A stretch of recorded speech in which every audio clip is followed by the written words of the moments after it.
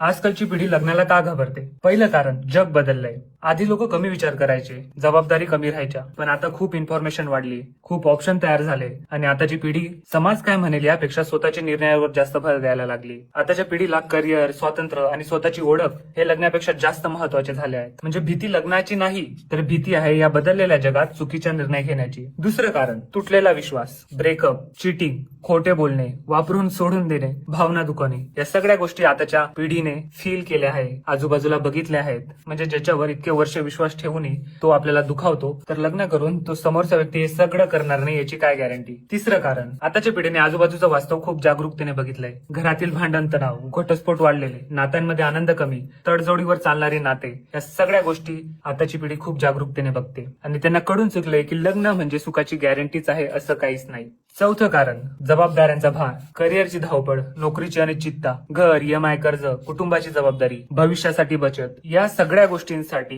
मी तयार आहे का हा मोठा प्रश्न आजच्या पिढीसमोर आला आहे. पाचवं कारण सोशल मीडियाचा प्रभाव. सोशल मीडियावर लोकांचे परफेक्ट फोटो आणि लाईक जे दिसतात त्यामागचं खरं सत्य आताच्या पिढीला माहितीये. अजून या सोशल मीडियामुळे तुलना सुरू होते, नात्यांमध्ये अपेक्षा वाढतात आणि अपेक्षा हेच दुःखांचं कारण बनतं. म्हणजे नात्यांमधलं सुख दुःख हे फक्त दोघांवर नाही तर बाहेरच्या गोष्टींवर पण अवलंबून असतं, हे आताच्या पिढीला कळून चुकलंय. सहावं कारण स्वतःची ओळख आणि स्वातंत्र्य. आताची पिढी स्वतःला प्रश्न विचारते की माझे स्वप्न काय? करिअर महत्वाचं की लग्न? लग्नानंतर मला माझी स्पेस मिळेल का? लग्नानंतर मी बदलणार तर नाही ना? लग्नानंतर माझी ओळख टिकेल का? अर्थात लग्नानंतर मी राहील का? ही सगळ्यात मोठी भीती आताच्या पिढीला आलीये. सातवं कारण चुकीच्या व्यक्तीची भीती. जर लग्नानंतर समोरच्या व्यक्तीने मला समजून घेतलं नाही तर, आमचं जुळलंच नाही तर, जर पुढे पश्चाताप झाला तर, आयुष्यभर चुकीच्या व्यक्तीसोबत अडकलो तर, म्हणजे ही आताची पिढी एकटं राहणं सहन करेल पण चुकीच्या व्यक्तीसोबत अजिबात नाही. कारण हिला कळून चुकलंय की एक चुकीचा निर्णय संपूर्ण आयुष्य बदलू शकतो. आठवं कारण समाजाचा दबाव. समाजातील हजारो लोक जे लग्न करूनही दुखी आहेत ते सुद्धा आताच्या पिढीच्या मागे लागतात की लग्न कधी करशील, वय निघून जाईल, एवढा विचार कशाला करतोयस? आणि आताच्या पिढीला माहिती की दबावामध्ये घेतलेला निर्णय नेहमी चुकीचाच असतो.